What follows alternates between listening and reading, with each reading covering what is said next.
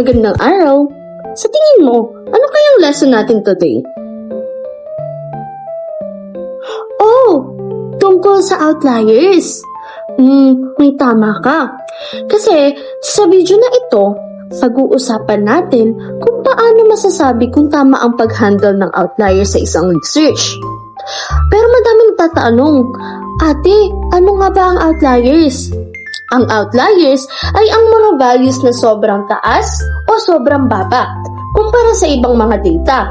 Mahalaga silang suriin dahil pwede nilang baguhin ang resulta ng isang analysis.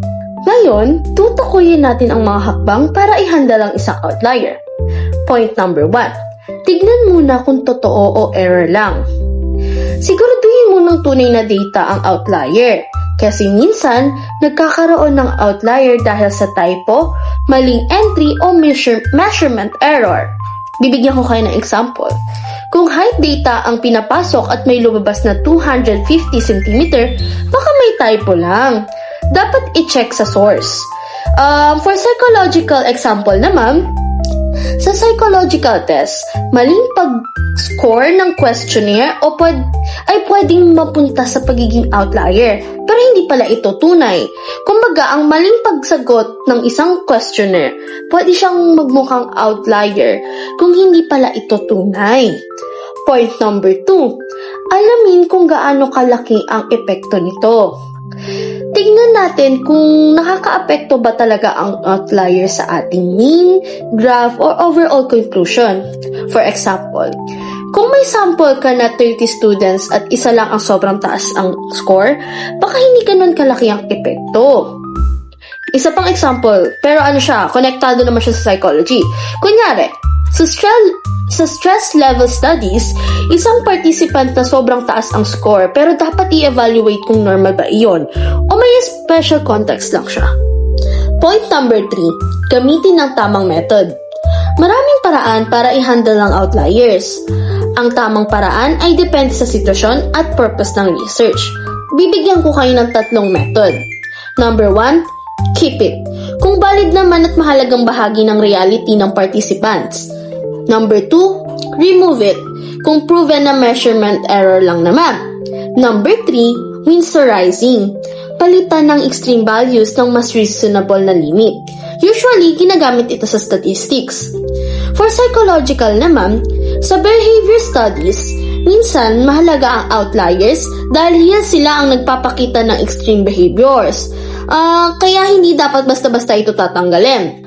For point number 4, transparency is key.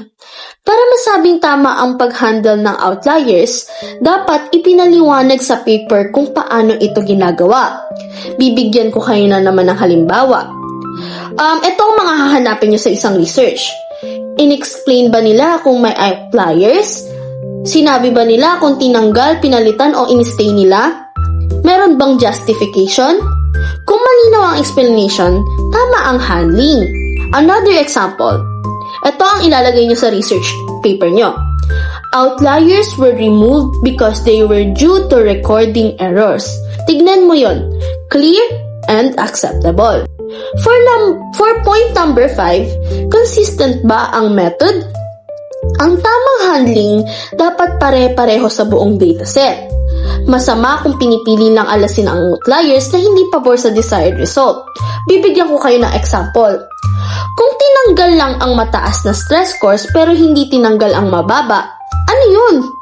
Bias yun. So yun, nag-enjoy pa ba kayo? Kung nag-enjoy kayo, promise dulo na to.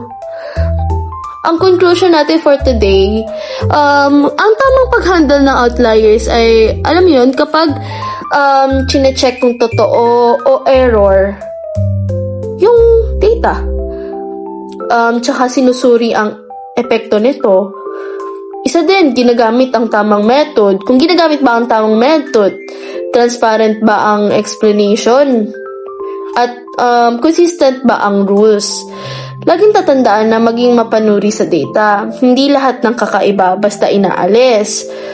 And yun, that's it for today. That's our lesson. Tapos na tayo. I guess makikita kita sa next lesson ko, right? That's my last lesson. Magstay ka. Kasi kung hindi, ma-hurt ako. Heart. So, yun. Thank you for listening. Bye-bye!